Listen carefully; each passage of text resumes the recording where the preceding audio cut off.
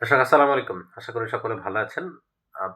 আপনারা জানেন যে আজকে আ নির্বাচন কমিশনে এনসিপি, বিএনপি এবং ছাত্রদল তারা গিয়েছিল তাদের কিছু সুনির্দিষ্ট অভিযোগ নিয়ে। সেখানে মোটা দাগে অভিযোগগুলোর বিষয়ে একটা সাধারণ বৈশিষ্ট্য ছিল, সেটি হচ্ছে যে কমিশন নিরপেক্ষ আচরণ করছে না। তারা একটি দলের হয়ে কাজ করছেন। অর্থাৎ কোন দলের হয়ে কাজ করছেন, প্রত্যেকটা দলই কিন্তু যেমন এনসিপি, জামায়াত তারা অভিযোগ করেছেন বিএনপির হয়ে কাজ করছে।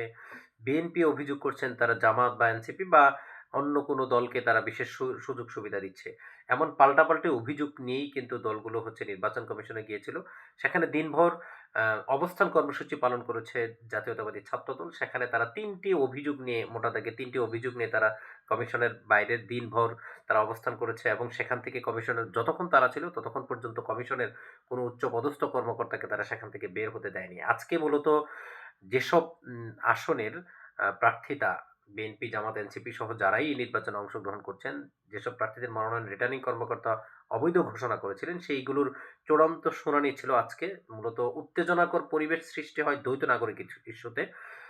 বিএনপির অনেক প্রার্থীর বিরুদ্ধেই দ্বৈত নাগরিকত্বের অভিযোগ আছে। এই অভিযোগগুলো ভালোভাবে সমাধান না করে তাদেরকে নির্বাচনের অনুমতি দিচ্ছেন এমন অভিযোগ নিয়ে এসছেন জাতীয় নাগরিক পার্টি এবং জামাত ইসলামী এবং ঋণ খেলাপের বিষয় নিয়ে এসেছেন। এজন্য তারা বলছেন যে এই বিষয়গুলো বিএনপিকে এক ধরনের ছাড় দিচ্ছে নির্বাচন কমিশন। এজন্য তারা নির্বাচন কমিশনের বিরুদ্ধে পক্ষপাতমূলক আচরণের অভিযোগ নিয়ে এসেছেন এবং ছাত্রদল যে অভিযোগটির ৩ টি অভিযোগ নিয়ে এসেছেন, এর মধ্যে একটা হচ্ছে শাহজালাল বিশ্ববিদ্যালয়ে জাতীয় নির্বাচনের আগে নির্বাচন দেওয়া এক ধরনের ষড়যন্ত্র হিসেবে তারা দেখছেন এবং পোস্টাল ব্যালটে ধানের শীষের মার্কা নিচে থাকা এবং ওভারঅল বিষয় নির্বাচন কমিশন একটি বিশেষ দলকে সহযোগিতা করছে বা তাদেরকে প্রায়োরিটি দিচ্ছে। এই ৩ টি অভিযোগে তারা সারাদিন সেখানে অবস্থান কর্মসূচি পালন করেছে।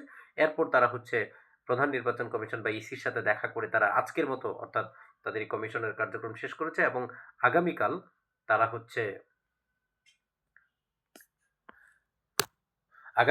হচ্ছে আবারও আম কমিশনের কার্যালয় অর্থাৎ সেখানে সারাদিন তারা অবস্থান করবেন। এই যে পাল্টাপাল্টি অভিযোগ, এই পাল্টাপাল্টি অভিযোগের মধ্যেই আমরা সন্ধ্যায় অ্যা জামাত এবং এনসিপিকে দেখলাম যে জামাত বলেছে যে বিএনপি পক্ষে কাজ করছে কমিশন, তাদেরকে বিশেষ সুবিধা দিচ্ছে। এনসিপি যেটি বলেছেন যে নির্বাচন কমিশন যদি তাদের নিরপেক্ষ আচরণ বজায় রাখতে না পারে, তাহলে তারা হচ্ছে এই নির্বাচনে অংশ নিবে কিনা এমন একটি হুমকি তারা দিয়েছেন।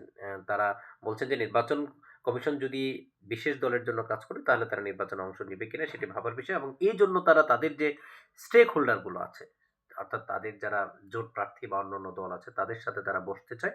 বসে মূলত তারা সিদ্ধান্ত নিতে চায়। এই যে পাল্টাপাল্টি অভিযোগ, এই অভিযোগ এর আগে থেকেই নির্বাচন আসলেও যথাসময়ে হবে কিনা সাধারণ মানুষের মধ্যে যে আশঙ্কা ছিল, সেই আশঙ্কা কিন্তু আজকে আবারও নতুন করে তৈরি হলো যে দলগুলো যদি শেষ পর্যন্ত এনসিপি বা কোনো দল নির্বাচনে অংশ না নেয় বা সঠিক সময়ে যদি নির্বাচন না হয়, তাহলে কিন্তু এটি যেমন রাজনীতিবিদদের জন্য ক্ষতির কারণ হতে দাঁড়াবে, একই সাথে দেশের জন্য ক্ষতির কারণ হয়ে দাঁড়াবে। সো রাজনীতিবিদরা যে ধরনের অভিযোগ নিয়ে আসছেন ইসির বিরুদ্ধে, ইসিকে আসলেও আরো বলিষ্ঠ ভূমিকা পালন করতে হবে। তাদেরকে আইনের মধ্যে থেকে তাদের দায়িত্ব পালন করতে হবে।